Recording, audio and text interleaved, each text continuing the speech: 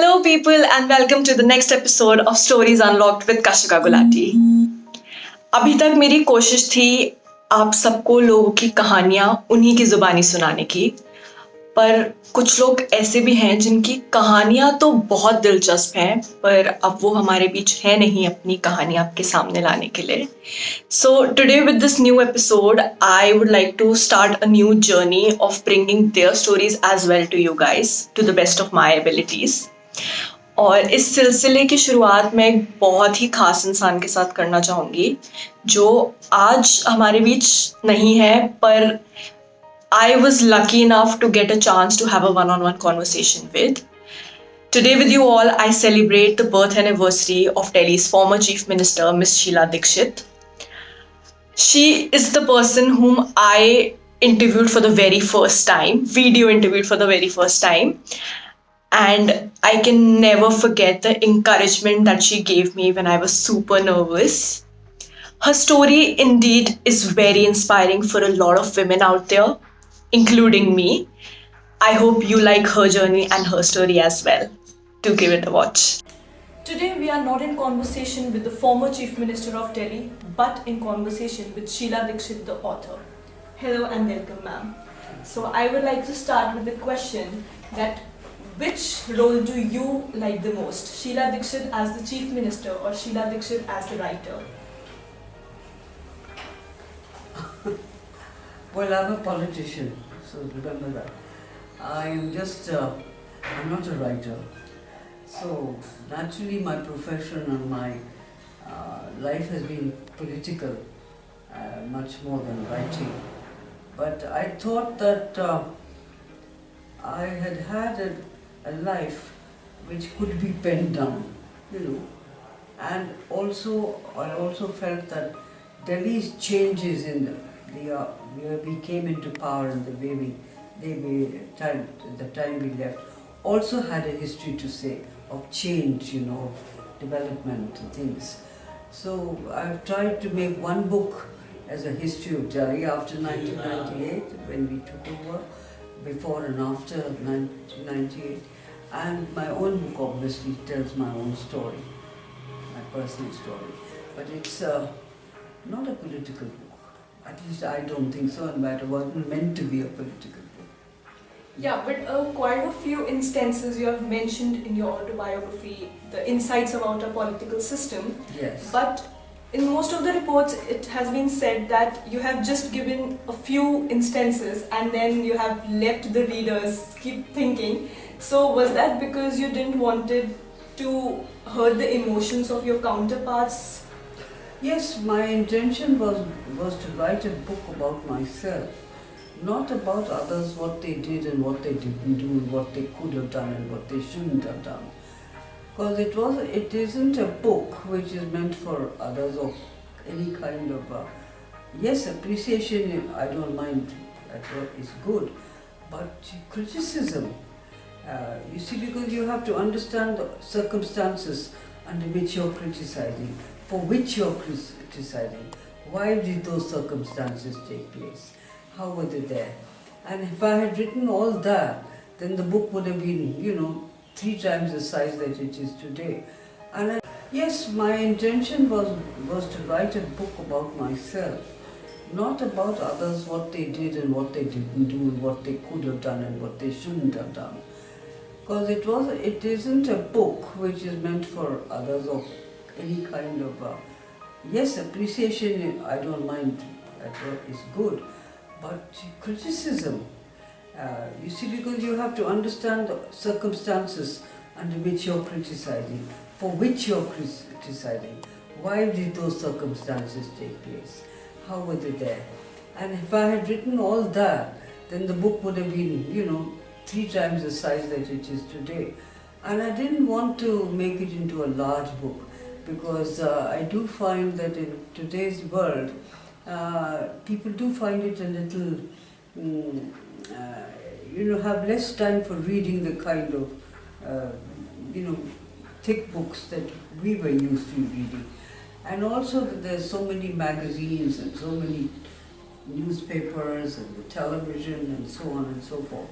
So that's why I made it into a small book giving out just almost a journey, without going into many details. And I certainly didn't want to criticize anybody or, find or judge them. I'm no judge. So you wanted to stay out of the controversies. Yes, I certainly did. I didn't want to, because all those people that I can write about, or all this that you are talking about or indicating, are still alive, and it wouldn't have been fair. True. So your book, one is about illustrated book about the Delhi, and the other is your autobiography. So which one did you were more excited about? Well, frankly, I was excited about both because I identify myself with Delhi more than any other city in the country or in the world, if you can say. And I had the fortune of governing it for 15 years. So therefore I saw Delhi change. So when I thought of a book that I should write, Delhi, when we came into power and when we left power, after 15 years of, getting the opportunity to serve Delhi, it really needed to be recorded. So I made this history of Delhi into a pictorial book and my own into a writing book. So as you said, you have grown up in Delhi, and Delhi is the city you love the most. So what is that one thing about Delhi that you like? I think Delhi is a city which is of course the capital city of the country, and therefore where its infrastructure and its requirements of governance and all are a little different from say any other city like Kanpur or any other city. I'm saying Kanpur, but it could be Hyderabad, it could be anything. It is the capital of the city. And I have grown up here, I've been to school here, I went to college here, I got married here, I got, all my children have studied here. So for me, the connect with Delhi is not that of a citizen and, a city. It's more like a home. I consider Delhi like a home. And I feel most comfortable here. And I understand Delhi. I know that there are Punjabis here, I know there are Keralites here, I know that. And it's like a mini India, And this mini India is very attractive and where everybody has the freedom to do what they need to do and also some sort of a discipline to respect the other. If I'm a Keralite, I should be respecting the Punjabi also. And if there's a Punjabi, then I should be respecting the person who's come from Gujarat. So it's a kind of a mini India. And that is what I think attracts me very greatly. I can't live all over India, but I can live in Delhi. So after your book's launch, what were you more anxious about, the media's opinion or your readers' views? Well, one is always anxious about the media, and the media is very rightfully and correctly. Especially when you have always been in the limelight. Yes, usually they are bound to this thing. And it's a good thing you get a feedback. Otherwise, normally sometimes you find a tendency of everybody saying it's the best, not being critical. But the media does go into, explaining the whole thing. So I think the media did its job and awakened me to many things that I could have done better or should have done better or all that. But by and large the media was good. I cannot say that they were, they were very critical or anything. Probably they didn't find anything critical about it. So, you made sure of that. No, I didn't make sure of it. I wrote what I thought I should. So, but it's doing pretty well, particularly the book Citizen of Delhi. But let me see what, it's just been a month or two since it was inaugurated or given out to the public. let me see in another month or so I will get a feedback which will be a more normal feedback. You see, when all kinds of people would have read it, and that's when I will be able to judge what I did, whether it was right or wrong, or whether this is what should have been done and this should not have been done. Okay, so was your novel already in the pipeline when you were serving your tenure, or did it come later on? No. It wasn't there at all. I didn't even think about it. But later on it came that, when I look back on my life, it's been not an ordinary, it's been an exciting life. And I thought that some of the excitement that I have felt in life, if I were able to share it with others, it would be good, because it would encourage others to also take steps, which, or how circumstances come when you least expect them to happen. I never thought I would get into politics, but I did.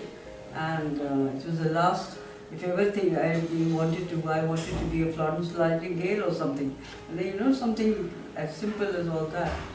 But my life has taught me a lot.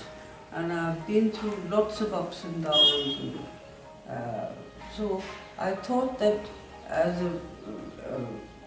I should pen it down, not only for myself, but also perhaps for others to be able to learn some lessons out of it. Okay, so who is your political idol? I mean, you got into politics due to your father-in-law, but whom do you consider your political idol? If I were to look at my personal thing, I would say that my political idol would be my father-in-law, because he was really something extraordinary. Never running after positions or anything, just doing what he thought was best, what he could contribute towards the country. And he was a freedom struggle fighter also. So he was my real inspiration and personal idol. But when I look at the history of Delhi after, then amongst people who did something to build up India, I would put Jawaharlal Nehru as my idol. Okay, so you have grown up in Delhi and you must have been reading a lot of books, as reading is one of your hobby. So what is that one favorite book of yours that you have always loved reading and you still do? Alice in Wonderland. Alice in Wonderland, nice, good choice. Okay, so I'll wrap up with the last question. Is there any other book in the pipeline, or are you writing anything right now? Not just now. Let me see the feedback on this. And if at all I think of it, sometimes I think I'll come out with a pictorial book, or something like that. But not on Delhi, but on the personal thing. But I haven't yet made up my mind. Let me first see if I am somebody who is being read or who people will read. I don't want to reach a point where people say, a book by Sheila, throw it out. That's not the guy. So let me study that, and let me absorb what the impact is as that, and then I'll decide. So you'll work according to the views that you get. Well, obviously, I am a political person, I'm a public person. I'm not a private person, really speaking, in that sense, like others are. So I would like the feedback from those who I want to reach out to before I start something else. Thank you so much, ma'am. In conversation with Ms. Sheila Dixit. Thank you.